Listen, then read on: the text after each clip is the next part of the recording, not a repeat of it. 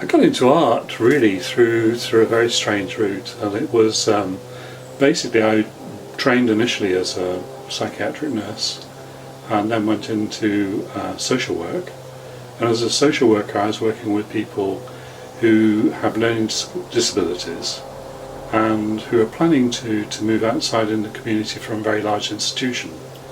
So part of the process that I used to use was to get people to go around the community with cameras and take photographs of the sort of communities they wanted to live in, and we get them to plan out on a big board exactly what they wanted around them, whether they wanted betting shops or pubs or clubs, railway engine clubs and stuff like this. So we worked in a very visual way with them, and it went from that to me actually then doing drawings to connect them all up and writing in things at the side of them. So we actually had almost like a visual planning process going on, and I think the first time we used it to present to the councillors in Camden Council what was actually happening with people who were moving into their community. They were totally wowed by the fact that we'd had big drawings. It was like a big storyboard of what was going to happen to people. And when I moved up to North Wales, which is now about 20 years ago, I moved away from having a job in a local authority into an area where there wasn't any work in the local authority and social services, and so I tried to look around and think, well, what's the thing I really enjoyed doing about the work that I do? And it was pretty much that I enjoyed doing the drawing, and so that was really what I aimed to be able to do, was to be able to move into, be able to make the drawings and be able to work in as part of the planning process.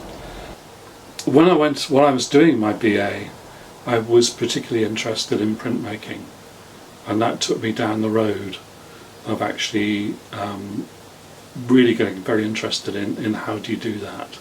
How do you actually push forward with printmaking? Particularly as when I arrived home and I was no longer at college, there was no way that I could actually do some of the things I could do at college. I didn't have the space to do large screen prints, and etching requires all sorts of machinery to clear the air and ventilation systems. It requires that you have special places to store acid. It requires that you actually have to work in an environment where there's a specialist people around to actually take care of the health and safety of that.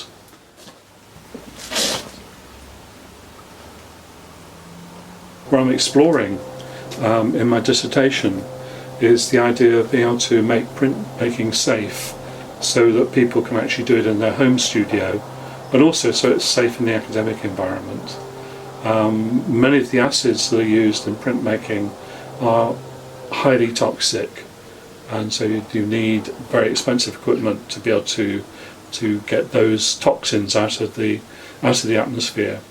And so what I've been experimenting with is there a safe or non-toxic way of actually making etching plates? And so that's what I'm exploring and playing with in my MA.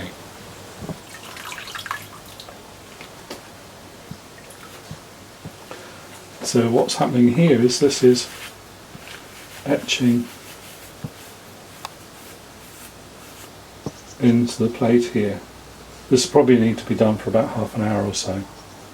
But what we'll get is this is biting into the plate, and so this will, when we take the protective covering off, will remain silver, and then when we ink this plate up, these images will be in black.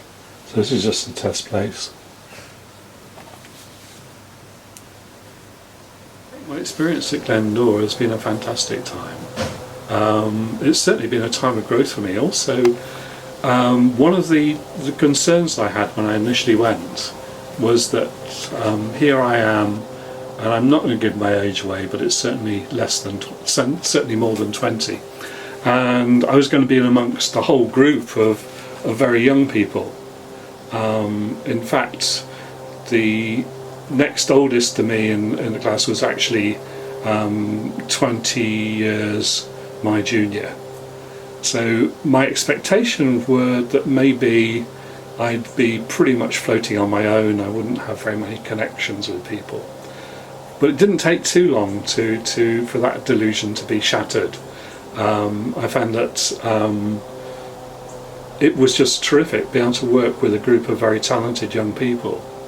And basically the age thing, and after the initial sort of, I think possibly shock on their side and a bit of like questioning on my side, became incredible. I mean, like it just sort of disappeared. We were just students learning. And what I'd really like to do, I think when I finish my MA, is to go on and do a PhD as a follow-up from the work that I'm doing at the moment for my dissertation.